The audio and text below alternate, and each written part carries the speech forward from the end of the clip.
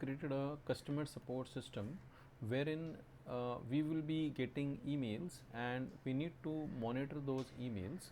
So this is the email this is the email ID where we'll be getting mails from, and these emails will be coming, these emails with issues will be coming from this email ID, which is customer underscore complaints. So we'll be monitoring only those mails which are coming from customer underscore complaints. They'll have a proper ticket ID and they'll have some description along with some details in the issues in the emails, which we need to parse and accordingly take action. In this case, we have also created a database which comprises certain tables. So there are some tables we created here. So this table details we can share here. So these are the table details I can show you here. So there is one file details table is there, then we have a branch restriction table is here, then we have a table for client route, there is a table for transaction details, there is a table for PSR details. So these tables have been created in Postgres.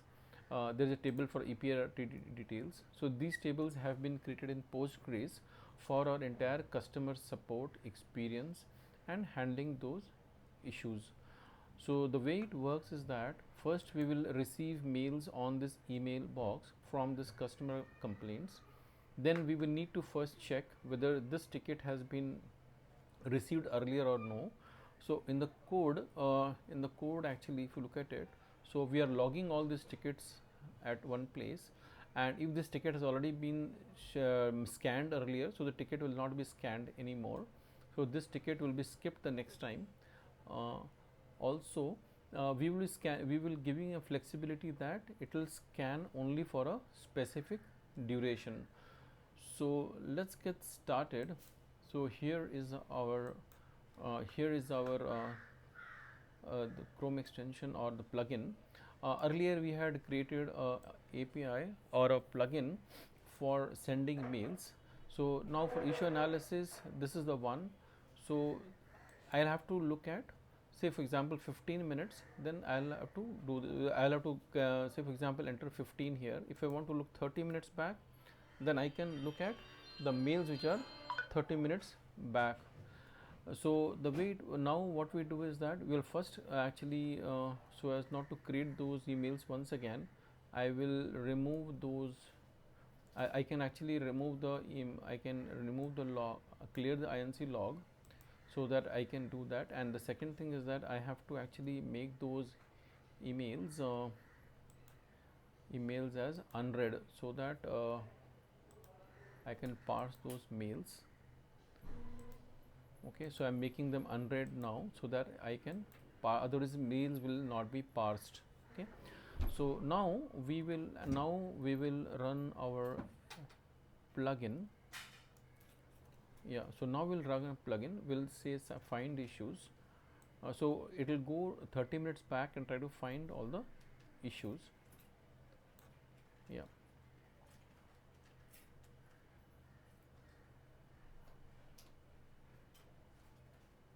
Yeah, so 4 issues, we sent 4 mails, so 4 issues have been analyzed. The analysis is given here, analysis has been shared here. Okay, there are it says found 4 issues. We had just now sent only 4 mails, so it found 4 issues. So if we come here, it shows that what are the issues we have analyzed. So it says one by one all the issues we have analyzed here.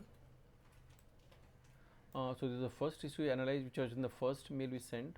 Then this is second issue we analyzed, then third issue analyzed, and fourth issue analyzed, right?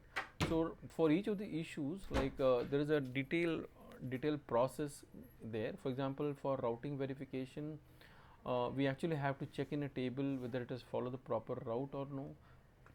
If it does not follow the proper route, then it will go and check with the routing team there. Then similarly for another issue, for example this one, the data requirement. So there is a ask for data here. This is not an issue. Some customers might ask for data. So in that case, it has actually shared data here. So this is the data which they had asked. So this is the data which has been shared. I have shared here, but I can actually I can configure so that it can be sent to the respective mail. I was not able to configure one more email ID. because of some restrictions from Gmail. The other could be that, for example, if the file import had an issue, for example, so these mails will be so there is a there's elaborate processing which is going on to actually handle all these issues by the system. So, for example, this is PSR not received by client. This actually goes and checks PSR received. A PSR is not there, where EPRTD is there. So, all the tables which have been created here, which we showed earlier, so these tables will actually help us check those issues.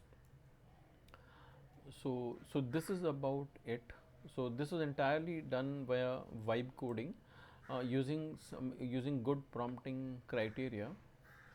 So this is about it. Thank you.